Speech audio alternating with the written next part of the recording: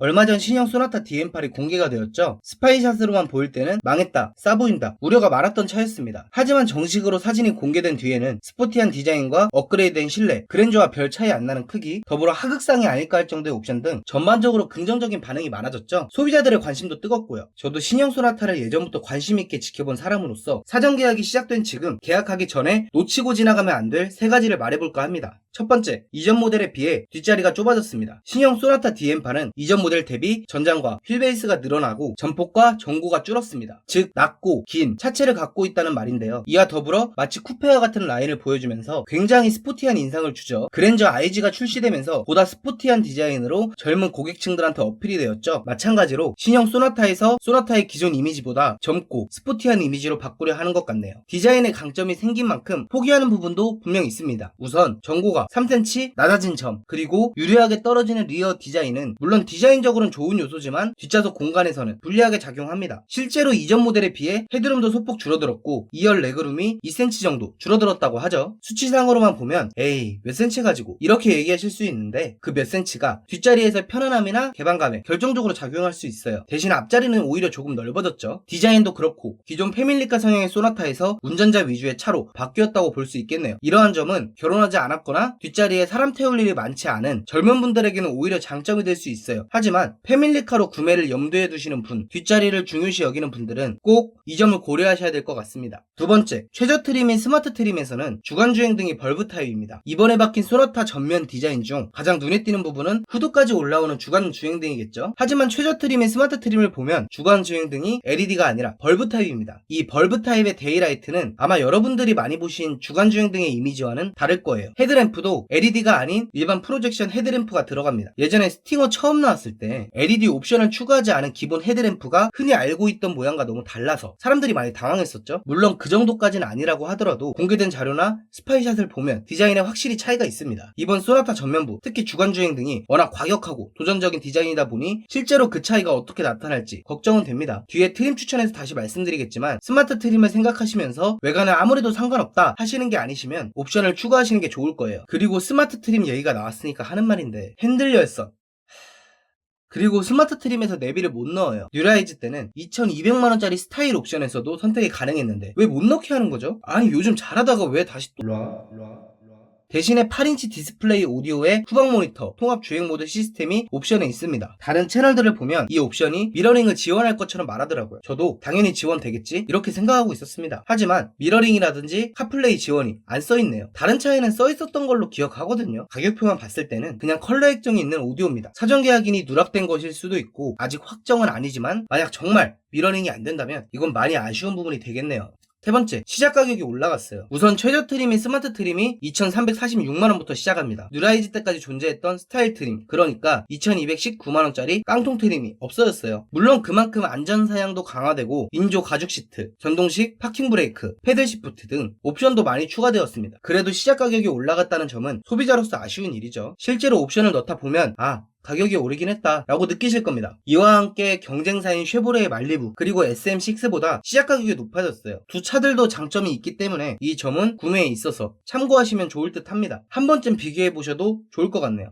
자, 그러면 트림 추천으로 넘어가겠습니다. 이번에 나온 소나타 DM8은 그랜저에 없던 첨단 옵션들도 많이 들어갔죠. 하지만 그만큼 옵션을 넣다 보면 가격이 천정부지로 올라가게 돼요. 그리고 옵션 구성에서 상당히 머리를 많이 쓴 흔적이 보입니다. 다르게 표현하면 옵션에 장난이 있어요. 예산이나 차의 용도, 개인의 선호에 따라서 옵션을 잘 선택해야 될 것으로 보입니다. 그러다 보니 한 가지 트림만 딱 골라서 추천하기가 힘들어요. 하지만 가성비와 만족감을 극대화하는 측면에서 제가 괜찮다고 생각하는 스마트 트림과 프리미엄 트림, 이 두 가지 트림의 옵션을 몇 가지 추천해 드리겠습니다. 사실 개인적으로 프리미엄 트림보다 상위 트림은 별로 추천드리고 싶지 않네요. 그 이유는 위 두 가지 트림에 대한 얘기 후에 말씀드리도록 하겠습니다. 먼저 스마트 트림, 예산을 아끼고 싶다 혹은 편의 기능은 굳이 필요 없다, 가성비의 끝판왕을 원한다, 이런 분들은 스마트 트림에 88만원짜리 익스테리어 디자인 옵션만 추가하는 것이 좋아 보입니다. 다른 옵션은 다 안 넣으셔도 이 익스테리어 옵션은 넣어주시는 것이 좋아요. 현재 공개된 소나타의 킬링 포인트라고 할 수 있는 부분은 전면부 데이라이트죠. 앞에서 말했듯이 기본 스마트 트림에 디자인에서는 주간 주행등과 헤드램프에 LED가 안 들어가요. 즉 차의 얼굴이 달라진다는 얘긴데, 만약에 옵션을 넣지 않는다면 외관 디자인이 두고두고 아쉬워지겠죠. 익스테리어 옵션에는 풀 LED 헤드램프, LED 주간 주행등, LED 방향지시 등과 더불어 17인치 미쉐린 타이어도 추가되기 때문에 익스테리어 옵션만 추가하면 외관적으로 크게 아쉬울 부분은 없어 보이네요. 기본적으로 안전사양이 많이 탑재되어 있고, 편의사항 또한 스마트 기본에 열선 시트, 오토 홀드, 전동식 파킹 브레이크 정도는 들어가죠. 운행하는데 크게 지장이 없으니까 싸게 사고 싶다 라고 하시면 괜찮아 보이네요. 거기에 아까 말씀드렸던 8인치 디스플레이에 후방 카메라, 주행 모드 옵션, 가격이 53만원이에요. 사실 이 옵션을 안 넣게 되면 택시처럼 모노 액정이 들어가게 됩니다. 실내 디자인을 생각해서라도 미러링이 된다면야 익스테리어 옵션과 더불어 이것까지는 꼭 넣으시라고 자신있게 추천드리고 싶지만, 아까 말했듯이 가격표만 보면 미러링이 안 될 가능성이 높습니다. 즉 후방 카메라와 모니터, 주행 옵션인 것인데, 주행 옵션 이것도 사실 지금까지 현대차에서는 주행 모드 간에 큰 차이가 안 느껴졌죠. 신형이 되면서 큰 변화가 없다면 사실상 후방 카메라와 오디오 액정을 위해 53만원이 드는 겁니다. 사실 그 돈으로 내비게이션 매립시키는 것도 또 하나의 선택이 될 수 있겠죠. 이 부분에서 만약 고민이 되신다면 실차가 나오고 옵션이 확정된 후에 구매하시는 것을 추천드립니다. 또한 스마트 트림의 옵션 중에 스마트 초이스 옵션이 있습니다. 개인적으로 여유가 되신다면 권하고 싶은 옵션이 스마트 키와 스마트 트렁크, 그리고 현대 디지털 키가 제공됩니다. 이게 뭐냐면 간단히 말해서 스마트폰을 스마트 키처럼 쓸 수 있는 기능입니다. 차 키를 안 가지고 다녀도 되겠어요. 되게 신기하죠? 그리고 굉장히 편해 보여요. 편한데 이 옵션을 넣으려면 디스플레이 옵션을 넣어야 돼요. 와, 현대차에서 옵션 구성에 머리 진짜 많이 썼네요. 뭐 기분은 나쁘지만 익스테리어 옵션을 넣고 여기에 이 두 가지 옵션을 넣으면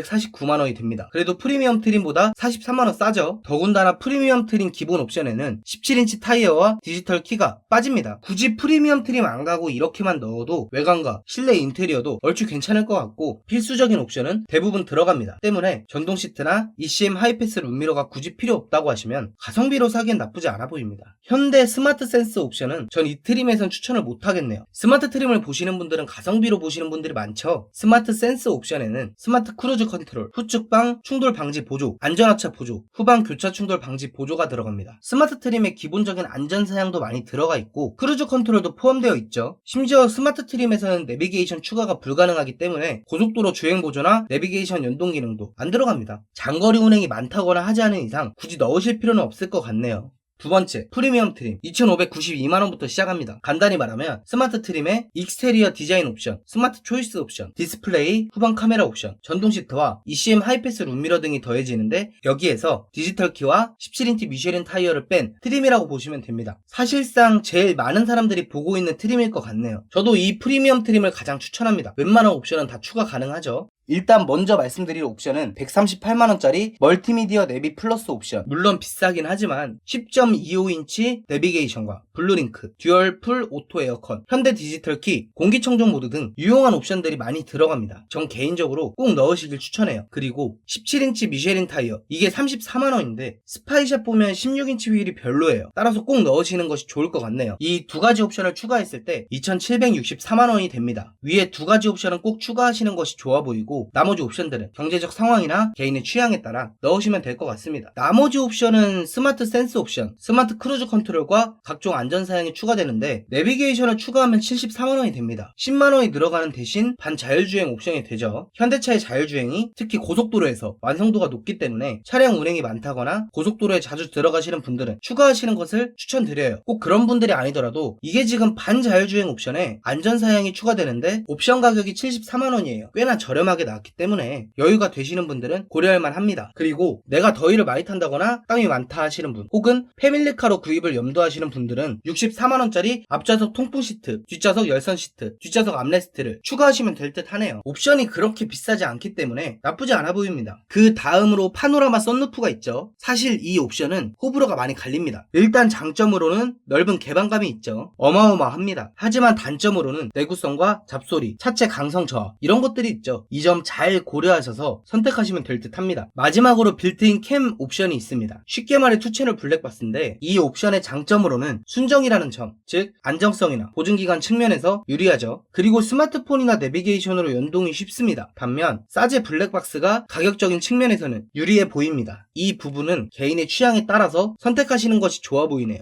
그 다음 트림으로 2,798만원의 프리미엄 패밀리 트림이 있죠. 프리미엄 트림에서 17인치 타이어나 오토 에어컨 같이 선택으로 제공되던 것들 중 몇 가지가 추가되었습니다. 하지만 트림 가격에 뒷좌석 도어 커튼, 뒷면 유리 커튼 같이 굳이 필요할까 싶은 옵션들도 포함되어 있기 때문에 가성비가 좋은 트림이다 라고는 말할 수 없어 보여요. 뒷자리가 매우 중요하신 분, 그리고 전방 주차 경보나 레인 센서, 보스 오디오 같이 프리미엄 트림에서 선택할 수 없는 옵션을 꼭 넣어야겠다 하시는 분들만 보시면 될 것 같네요. 마지막으로 그 위에 프리미엄 밀레니얼 트림이나 익스퍼레이션 트림 같은 경우에는 앞에서 말했듯이 별로 추천하고 싶지 않습니다. 이유가 뭐냐? 간단합니다. 너무 비싸요. 개인적으로 이번 신형 소나타를 구매할 때 옵션도 적당히 넣고 너무 비싸지 않게 구매했다 라고 할 만한 가격대는 2,700 중반에서 2,900 초중반 사이라고 생각합니다. 3,000만원이 가까워지면서부터는 선택의 폭이 늘어나게 되죠. 소렌토, 산타페 같은 패밀리 SUV도 볼 수 있고 닛산 알티마도 2,960부터 시작입니다. 특히나